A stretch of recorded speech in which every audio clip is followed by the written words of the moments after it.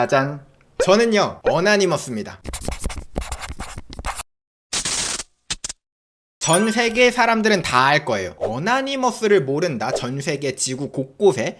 그런 사람은 거의 없지 않을까요? 가입 방법에 대해서 알려드릴 거예요. 제가 가입 방법을 알려드린다고 해서 자 우리 다 같이 가입합시다 아닌 거 아시죠? 가입하는 방법은요, 자 첫 번째 쿠팡에서 어나니머스 마스크를 사시고요. 저는요 어나니머스입니다. 자 그 순간 여러분들은 어나니머스입니다. 끝이에요. 비슷한 사례로 꼽자면 붉은 악마라고 아세요? 모르시는 분 계시겠죠? 아마 저도 이 당시는 초등학생이었어요. 붉은 악마 가입하는 방법은 뭐예요? 붉은 악마 가입 사이트에서 가입을 해야 되나요? 연회비를 내야 되나요? 그거 아니죠. 그냥 빨간색 아무거나 입고 거리에 나가서 응원하면 그게 붉은 악마입니다. 그것처럼 어나니머스도 똑같아요. 그 사상과 똑같이 동화하면 됩니다. 어나니머스에서 여러 가지 프로젝트를 진행을 하면 거기에 여러분들이 참여하면 어나니머스가 되는 겁니다. 자, 그래서 하나 가져온 썰을 이야기 드릴게요. 예전에 2014년 어나니머스가 대한민국 정부를 상대로 경고를 날렸습니다. 그 당시 실제 기사입니다.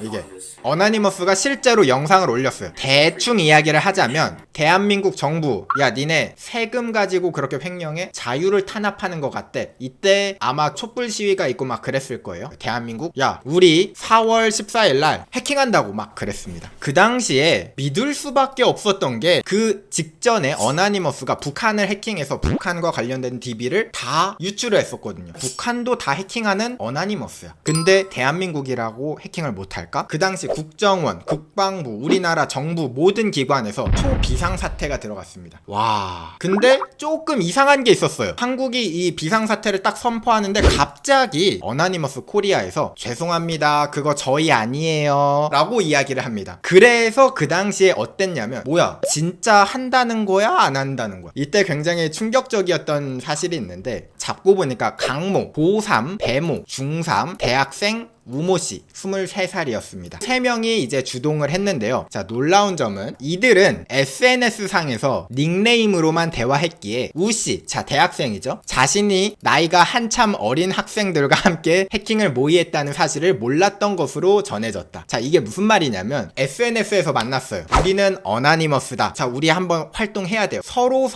쟤네들이 해킹할 줄 알았던 거죠. 나는 모르지만 쟤는 할 수 있어. 그렇기 때문에 해킹을 전혀 모르는 3명이 뭉치게 된 거죠. 뭉쳐가지고 자 우리 동영상 찍었어요. 네가 할 거죠? 모르겠습니다. 올립니다. 하고서는 올렸던 겁니다. 그리고 더 웃겼던 거, 그 중에 이제 한 명 필리핀에 있던 분이 있는데 그 한 명은 심지어 한국 정부 기관의 홈페이지가 go.kr로 끝나는 건데 이걸 몰라서 go를 빼먹고 .kr 다른 엉뚱한 사이트를 공격을 했다고 해요. 물론 그 공격도 실패했습니다.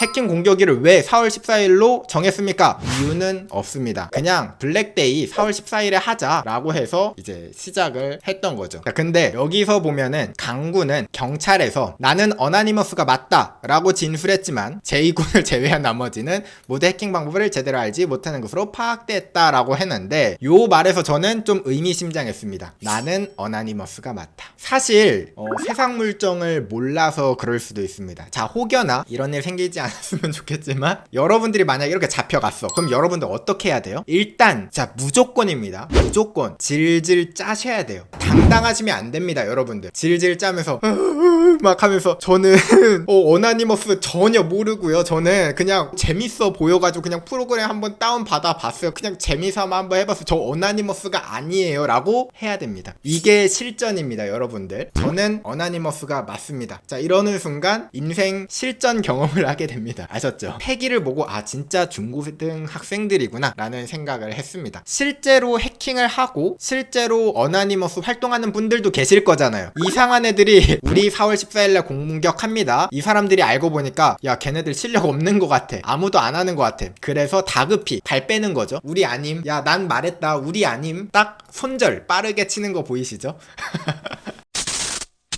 중요한 포인트가 하나 더 있습니다. 방금처럼 선동을 통해서 해킹을 합니다. 어나니머스는 이꼬르 선동이랑 똑같습니다. 어떤 사회적인 운동이라고 생각하시면 돼요. 해킹을 하자 할 때는 사람들을 쫙 끌어 모읍니다. 우리 다 같이 해요. 우리 함께 해요. 선동을 하고 그리고 해킹을 진행하는 게 바로 어나니머스의 스타일이다. 해킹 버전의 와디즈라고 생각하시면 됩니다. 어나니머스 홈페이지에다가 프로젝트를 올려요. 자, 우리 여기 해킹할 건데 이걸 오퍼레이션이라고 합니다. 오퍼레이션입니다 라고 하면 이제 여기에 참여를 하는 거예요. 그러면 여러분들도 어나니머스가 될 수 있습니다. 그러면 어나니머스의 출발. 어나니머스는요, 포첸이라는 사이트에서 나왔어요. 게시글은 보여드리지 않을 거예요. 여기까지만 보여드릴 겁니다. 깜짝깜짝 선정적이고요. 여러분들이 만약에 심약자다, 절대 보지 않는 걸 추천드립니다. 포첸 사이트는 누가 만들었냐? 바로 이분이 만드셨어요. 크리스토퍼 풀이라는 사람이에요. 포첸을 왜 만들었냐? 크리스토퍼 풀은 투첸이라는 사이트의 광팬이었습니다. 이미지 게시판이거든요. 애니메이션 관련된 거, 뭐 사진 올리고 막 이런 것들을 주로 하는 사이트예요. 근데 이 사람이 그 당시에 이 투첸 사이트에 들어가 보니까 굉장히 활성화가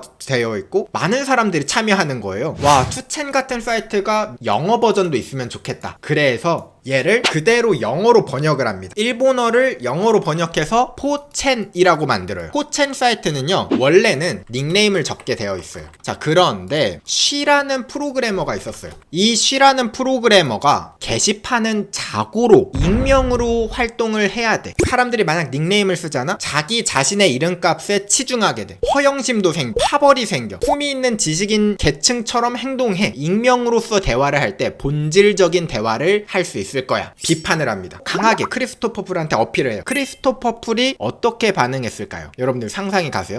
아니 감동. 나를 이렇게 대우한 사람, 나에게 이렇게 막말한 사람 처음이야. 감동을 받아버립니다. 바로 쉬라는 사람을 관리자로 올려버립니다. 그러면서 홀스드 언론이라는 기능을 만들었습니다. 닉네임도 익명이 아닌가요? 라고 했는데 닉네임도 못쓰게 만드는 거죠. 그냥 어나니머스. 강제 익명 시스템을 딱 도입을 하니까 와, 드디어 익명이 도입됐어. 우리 이제 살판 났어 하고서는 좋아했을까요? 놀랍게도 두 팀으로 갈라졌어요. 아니야, 나는 이거 싫어. 내 네임드가 중요해. 나는 여기다 게시글 열심히 써가지고 나중에 나 취업할 때 포트폴리오로 낼 건데 나 이거 포트폴리오 못 내잖아. 익명을 반대하는 팀도 생겨요. 당연하죠. 이런 사람들은 어떻게 사용을 했느냐? 바로 트립코드라는 걸 썼어요. 어떻게 하냐면 제목이나 이런 데다가 안녕하세요 노말틱 이렇게 닉네임을 못 쓰게 만드니까 뒤에다가 짤막하게 내가 누군지 이렇게 쓰는 사람이 생기게 됩니다. 트립코드를 쓰는 사람과 익명으로 쓰는 사람 두 팀으로 갈라져요. 두 팀으로 갈라지면 어떤 일이 일어날까요? 사회 현상으로 두 팀으로 나누게 되면 싸우게 됩니다. 왠지는 모르겠어요. 싸워요. 이 둘이 되게 치고받고 싸웁니다. 익명파가 닉네임파한테 뭐라고 하냐면 야, 니네 사이너 글 쓸 때마다 뭐 서명을 하니? 하면서 조롱을 합니다. 반대로 닉네임파는 익명파에게 뭐라고 하냐면 이름도 없냐? 니네는 어나니머스잖아. 야, 어나니머스 그런 애들 막 조롱을 합니다. 사이너랑 어나니머스랑 싸우게 되는데 누가 이겼을까요? 사실 답이 딱 나오긴 하죠.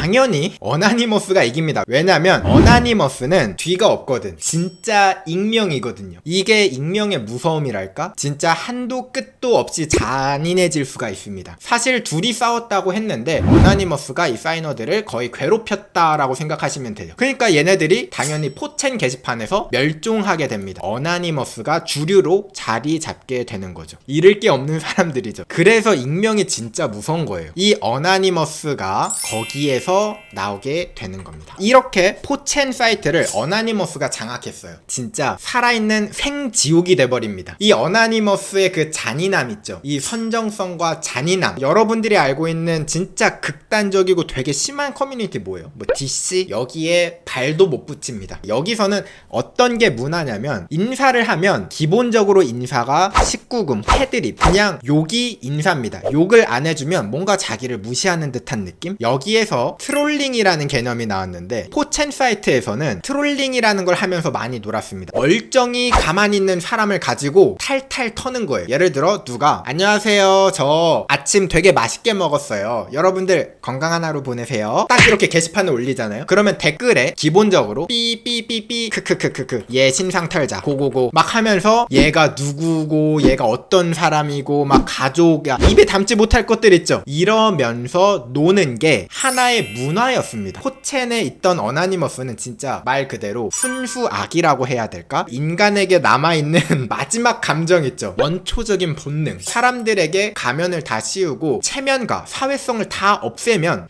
이런 동물이 되지 않을까, 이런 사회가 되지 않을까, 그런 분위기였습니다.